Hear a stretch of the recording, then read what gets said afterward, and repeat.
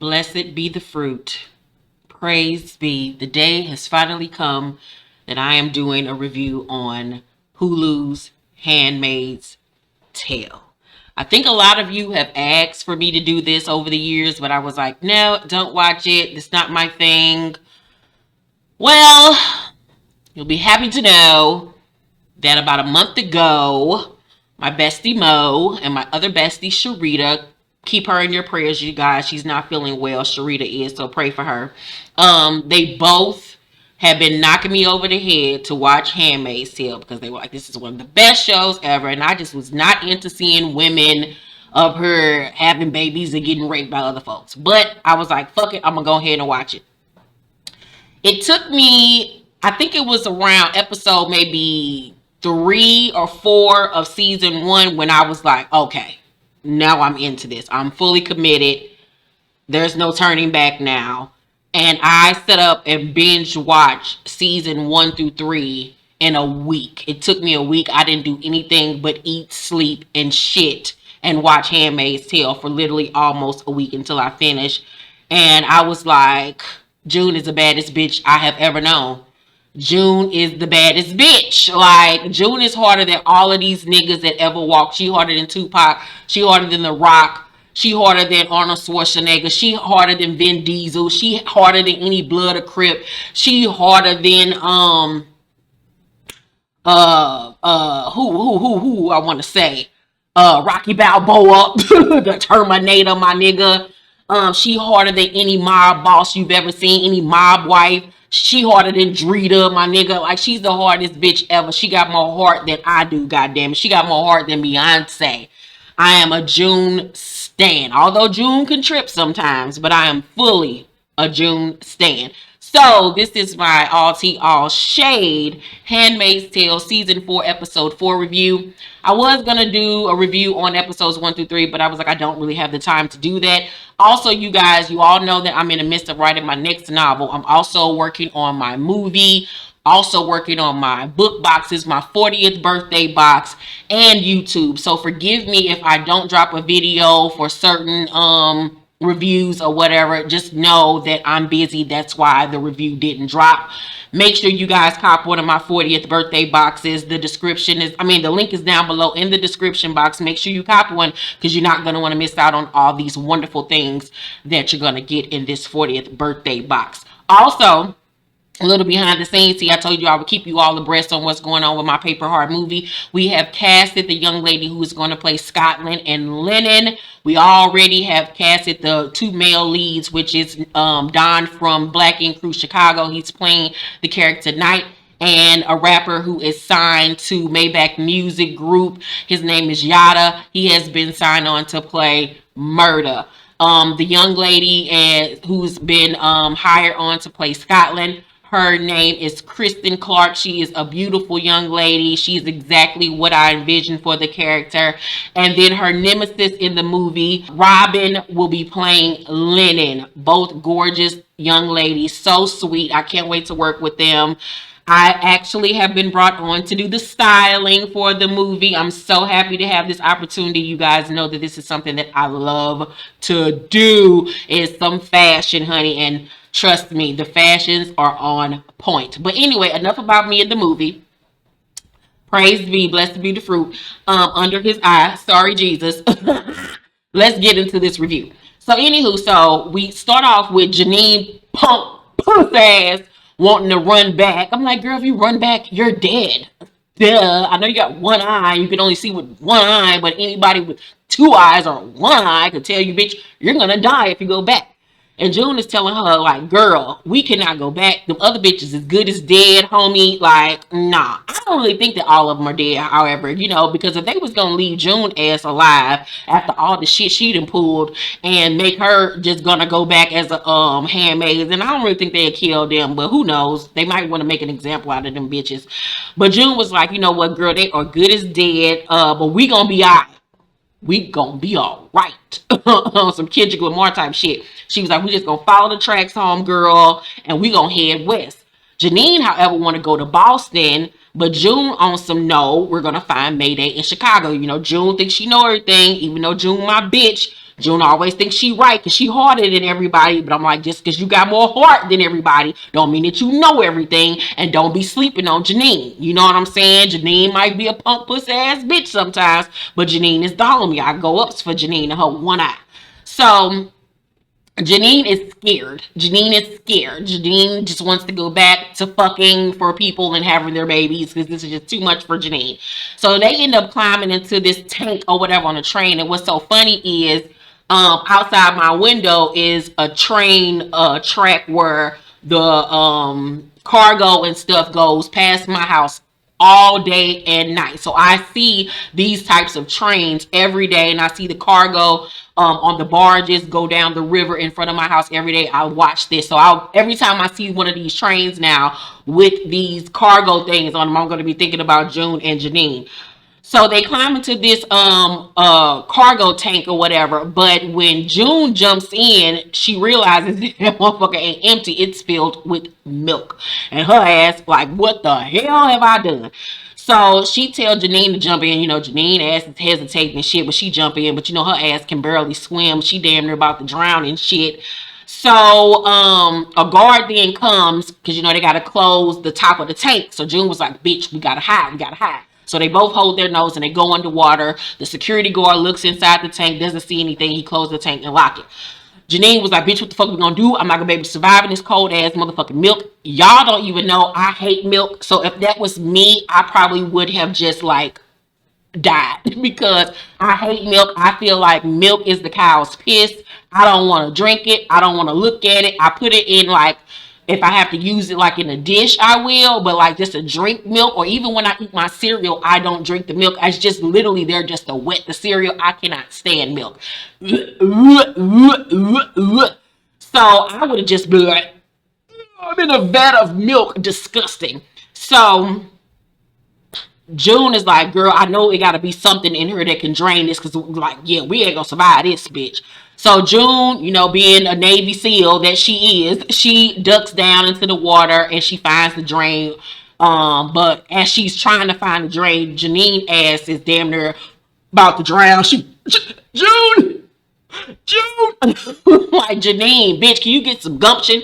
June can't do everything. So then we switch to Rita. Rita is adjusting to life outside of Gilead, my nigga. She's not doing that well to me. She's making bread.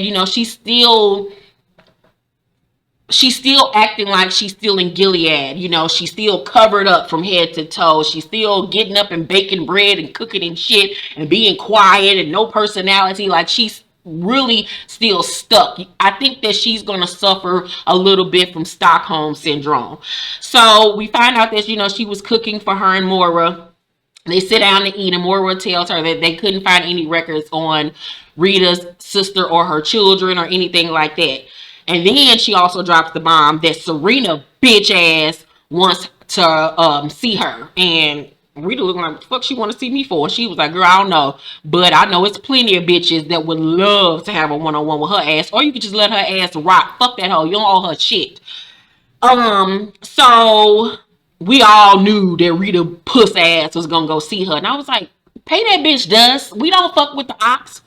Meanwhile, Serena is in this high class ass prison. I'm like, why is this bitch in a lap of luxury after everything that she has fucking did and wearing Ann Taylor outfits? Like, what the fuck kind of jail is this? And shit, I want to go to that jail. It looks like she in a motherfucking spa. It look like she at the Four Seasons, my nigga. What kind of shit is this? She got on her little cute Nine West pumps and shit.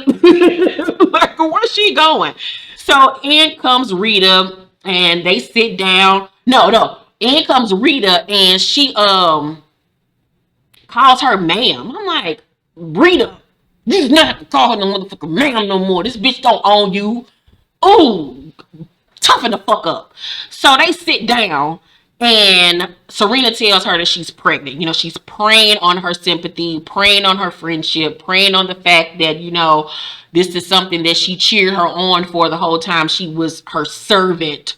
So Rita is ecstatic, overjoyed. She's like, it's a miracle. Praise be under his eye. Blessed be the fruit. Girl. Oh, Serena says that, you know, she's not, however, going to tell Fred because, you know, she don't want Fred to have no parts of this baby. And plus they're battling. So this is just another fuck you to Fred. So you can tell that Rita didn't really feel comfortable with that, though. You know, she kind of gave this little look.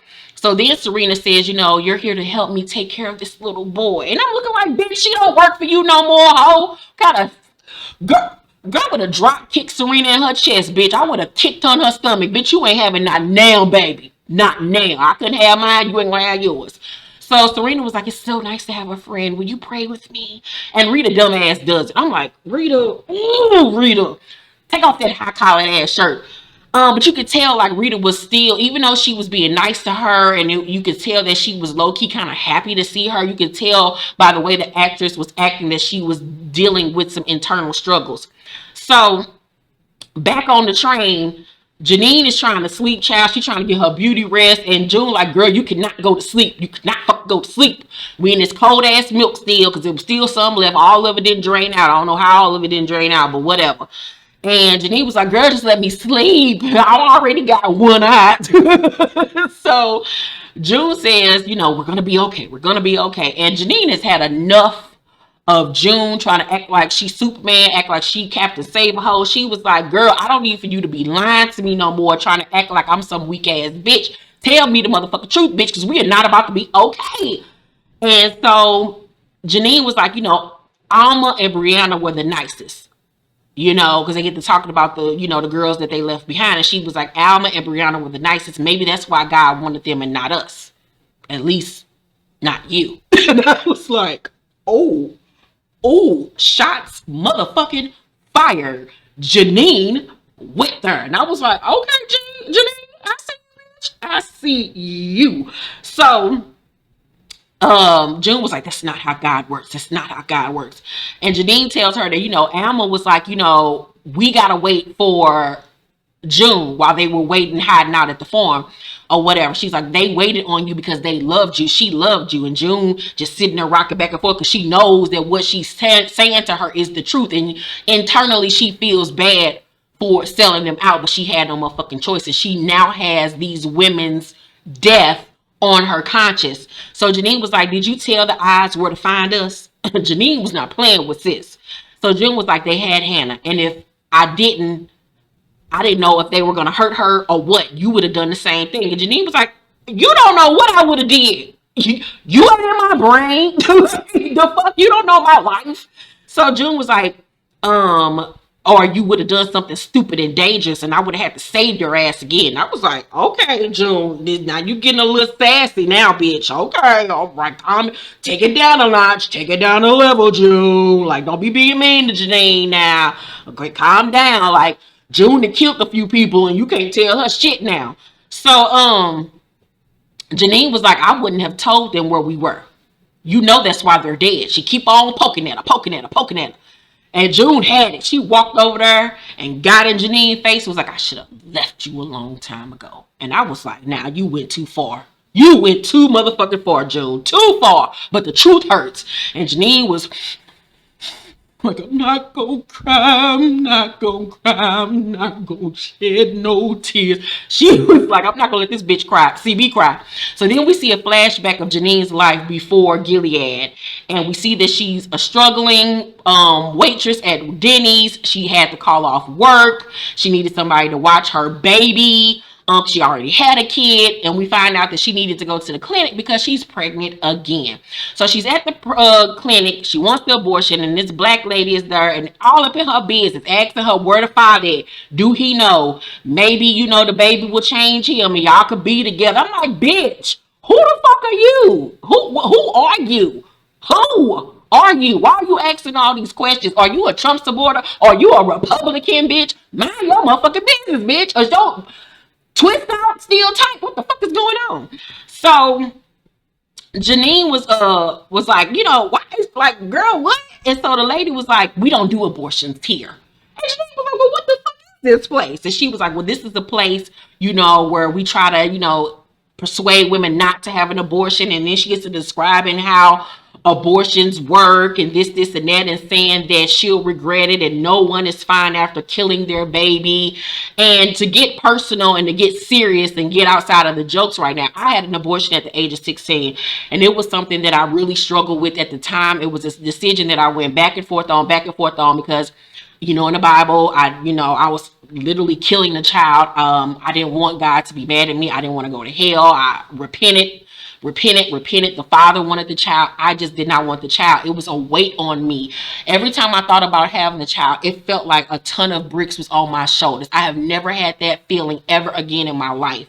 But every time I would think about having the baby, I just would feel so weighted down, and it was just something in my spirit telling me, do not keep this baby, do not keep it. And I ended up having an abortion. Has it been something that I have struggled with over the years and something that I wasn't fine with? No, I still stand by my decision. I have sometimes wondered, like, what would the child been like, because you know they ask you, do you want to know the sex? I declined to know the sex, so I don't know if it was a girl or a boy, and anybody that knows me knows that I always wanted a girl. So that, you know, has came across my mind, like, what if that was my girl? You know what I'm saying? And then when I think back on, like, what if I would have kept it, then there would have probably been no Kyrie's. So it's just like, it's hindsight 2020 type of situation. You know, I love my life and I love the way that my life has panned out. I was blessed to have one child at least. I wanted another, but I wasn't blessed to have one because I had to have a hysterectomy at the age of 31. But I'm so blessed that I have the one that I have. I've made my peace with God. I feel like God has forgiven me for that. God knew what was best for me, and he supported that decision that I made. You can disagree, but this was my life and my body. I feel like women should be able to choose what they want to do with their body. It's our bodies. We're the one that have to go through 9 months of labor, raise the child. The father can seem to come and go as they please. I really do feel like abortion is a woman's decision. I am pro-abortion. If you're not pro-abortion, that is your, you know, decision. But me, I am.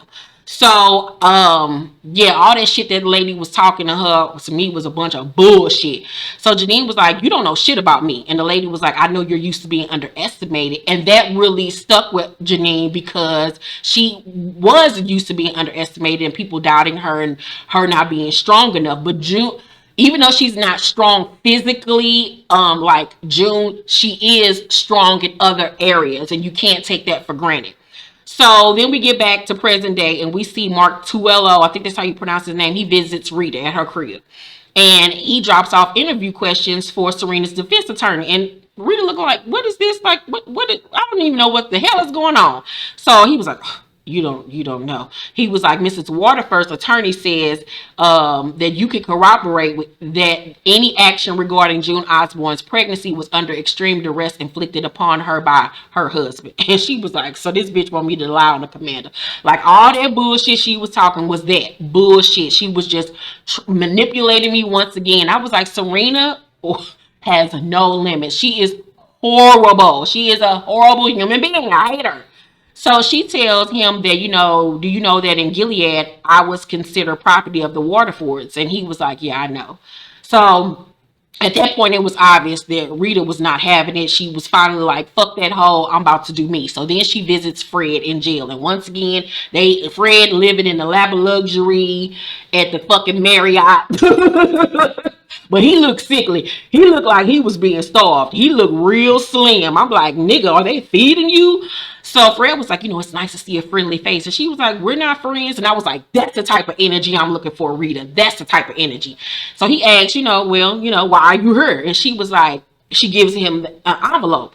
And Rita was like, you deal with your family. It's not my job anymore. And she was like, and I thank God for it every day. And I was like, well, bitch, act like it. Stop wearing them pussy ass clothes you wearing, looking like you somebody's secretary, somebody's librarian. Pop a button for a real nigga and say fuck them. So Fred was like, I was never cruel to you. Bitch, you were cruel to her by making her your fucking servant and making her wear them god awful colors. Gray doesn't look good on black girls. What the hell is wrong with you? So Rita was like, I'll pray for your son. And so he looking like, my son? What the fuck is she talking about? And she dips. So then he opens the envelopes and he sees the fucking ultrasound. And he looking like, praise be, blessed be the fruit. God damn it, we got a baby. I finally shot one of my little soldiers up in Serena. Oh, dismantled ass pussy. So back on the train, it comes to a screeching halt. You can hear gunshots, and June figures out that people are attacking Gilead, so it's probably Mayday. She's super excited. Janine, like, girl, I don't know about this. We might need to stay up in this motherfucker. But June, once again, thinking she know everything, she's like, bring your ass. So she hops up and gets out of the fucking cargo, and this black lady was like, who the fuck you? She was like, girl, we good. Like, you can trust us. So the lady was like, come on, get out. So they get out and they're frisked. And then June tells them, like, you can trust us. And then here comes this fine ass Indian man named Steven. And he was like, let him get in the truck. So Janine is looking like, girl, you sure about this? And once again, Janine and her spirit, Janine's spirit was telling her these motherfuckers ain't right. But June didn't want to listen. So they see the carnage that has taken place in the streets as they ride through. And it, like, World War II has exploded into the streets. So they get to an abandoned building and they get led inside, and it's filled with people who have made this into like a makeshift home. So they go upstairs with the Steven dude and the black girl, and Steven asks them how they escaped because he heard they were kept in chains, and June was like, not exactly, like, no. So then Jean and Janine get a little dizzy because, you know, she already skinny, she ain't ate, her eye need to be fed. So June asked for food, and he was like, you know, this ain't charity, and she was like, look, we can be useful. So he was like, all right, go ahead and give him something to eat and some clothes. But as they're walking out, he was like, which one of you are going to stay with me? And June paused, and I looked at the screen like, this slimy motherfucker. These motherfuckers ain't no better than Gilead. So June was like, that's not what I meant. And he was like, well, I mean, you want this food, you want a piece of this Wonder Bread, you're going to have to bust it wide open for a real nigga. So June was like, fuck, I'll do it, not her. Just let her go. Just go on, Janine. I got it. Go on, Janine. Go. Janine was like, you sure? She was like, go on, Janine. So Steven unzips his jeans and June gets down on her knees and he gonna say to her, I guess you're used to this. Girl. Jesus. I would have kicked him in his fried curry. Girl, who are you talking to? June tries to do it, but she just can't do it. Like, she just shaking, you know. She get to doing all of that shit. And he was like, I mean, I ain't gonna force you to do it. I was like, well, basically you are, bitch. What the fuck? So she was like, fuck this, I can't do it. He was like, you're not Mayday, argue. And he was like, what's Mayday? And she looking like, yeah, I'd be motherfucking damn. And I was like, see, you should have listened to me. So she gets the fuck up and goes to find Janine, and she was like, we can't stay here. And Janine was like, why? She was like, girl, we just can't. She was like, okay, well, go ahead and just change your clothes then. So when June walks off to go change her clothes, we see Janine look back like, well, shit, I guess I'll do it then. Shit. All right. Flashback to Janine, and she's looking at the pregnancy pamphlet, and then we see her son Caleb run into the room. It's so cute. Tyler, she's already struggling. Look like she's staying like a trailer home or some shit. I don't even know what the fuck she stayed in, but it looked real rinky-dink. So then we see her in the doctor's office, and she chooses not to keep the baby, and the doctor gives her the pills to take and is supportive of her decision with no judgment. Like, girl, this is your body, you know, ain't no judgment here. You gotta do what you want to do. So Rita enjoys sushi for the first time since she's been out of Gilead, and she just has a peaceful moment to herself, but you can tell she's very lonely. So June takes off her uniform and she feels free as a bird. I'm like a bird, I never fly away. So as she's changed, she waits for Janine, and Janine comes in and hands her a piece of bread and was like, girl, we can stay. And I was like, girl, you took one for the motherfucking team. See, Janine a ride or die. She don't underestimate Janine. Janine comes in handy. She sucked the dick and saved her life. So June was like, I'm sorry. She was like, it's okay. Eat. And she was just sitting there all proud of herself like, see, bitch, I am useful. Don't underestimate me out. We're gonna be all right. I love Janine. And then the episode goes off. Episode 4 was really good. I give it. What do I give episode 4? I give episode 4 a B+ because episode 1 through 3, 1, 2, and 3 were just woo, especially episode 2 and 3. My God. But this was a good episode, a good transition episode. It kept the ball rolling. I'm very excited to see how these 10 episodes are going to play out. Let's talk down below in the comments section. What did you think about episode 4? What did you think about episode 1 through 4 as well? Who are your favorites on the show? I'm riding for June all day, every day, and Janine. Them my bitches. I rise for them. And let's talk about one thing before I go. I don't really see it for Luke or her husband, because she harder than both of them niggas. I really didn't like the way Luke captured her ass and then had her be tortured and shit, but then gonna say that he's trying to protect her. How the fuck you trying to protect her when you led her to be a lamb to slaughter? Like, I don't like him. Fuck him. Like, I don't really understand why June ran to his ass on that motherfucking bridge. Bitch, fuck you. I don't like her bitch ass husband. Because she chose to stay in Gilead. She chose to stay over there. Bitch, your daughter there, bitch. That's why she fucking stayed, you ignorant nigga. What the hell are you doing to get her back? Ugh. I want June to get a whole new love interest, a nigga that's gonna really ride for her in this crusade. Cause fuck Luke and fuck that husband of hers. Serena gotta die. Fred gotta die. Sister Mary Clarence, that bitch got that bitch gotta die. Yeah, fuck all them hoes. But that was my review on Handmaid's Tale. Love you guys.